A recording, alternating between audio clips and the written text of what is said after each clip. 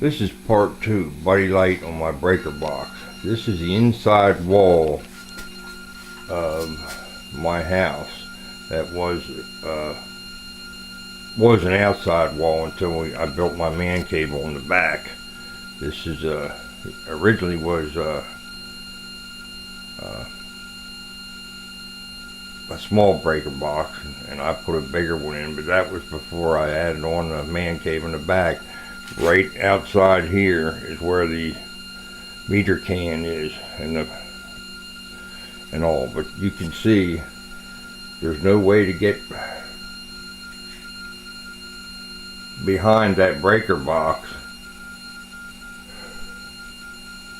because it's closed in on a former exterior wall. In order to run wires for a 220 volt air conditioning in the living room, the former owner of this house had to bring a wire in there and go across the ceiling all the way across and then go down under the house and then run it over to the living room for a 220 volt air conditioner.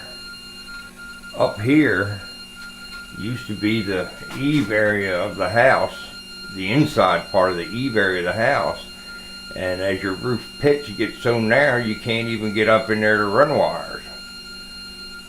There's no room, like I showed on the outside. And the same with down here. When an electric stove was hooked on, there was nowhere to run the wire except bust the drywall and bring the wire, 6-gauge wire, around like that. It could have been done neater, but it had to go through here like that, unless you're going to rip the wall out. This is a utility room anyway. So, and the same with the wire for the well pump.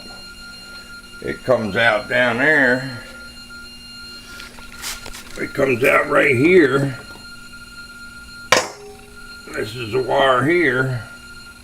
Runs along the edge there and goes over for the well pump. There's an outlet there for the well pump. The same with the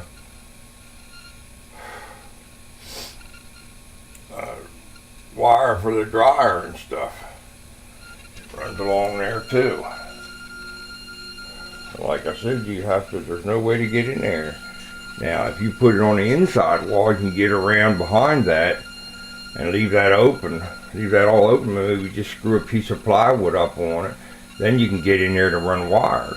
And not only that, why would you want to run either down this way and go down, or up this way and go through either the sill plate or that roof beam that goes across there on the wall and drill maybe 30 holes in it or something for various wires that run up in the attic. Where if you had this open in the back, you could get right to it, and that's why I suggested that St. Bernard put his panel on an inside wall. I hope I'm making this clear enough and understandable. And it's just like my breaker box. I have 1, 2, 3, 4, 5, 6, 7, 8, 9, 10, 11, 12, 13, 14, 15, 16. I have 32 breakers. I started out with just a few, and as I added circuits, now you can see I have 5 open spots left. You gotta also remember I have 2 sub panels. Excuse me. One for the garage and one for my man cave. Then this setup here, this stuff here, this is for a generator. Excuse me.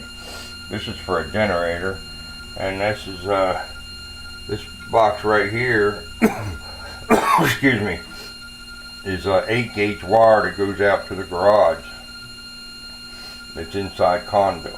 And like I said again, you had to go through the wall. And I'm sure Joe at St. Bernard don't want to have a mess like this in his hallway or anywhere. That's why you're going to have to put it in an inside wall, and the closet is the best one with an access panel on the opposite side of the breaker box.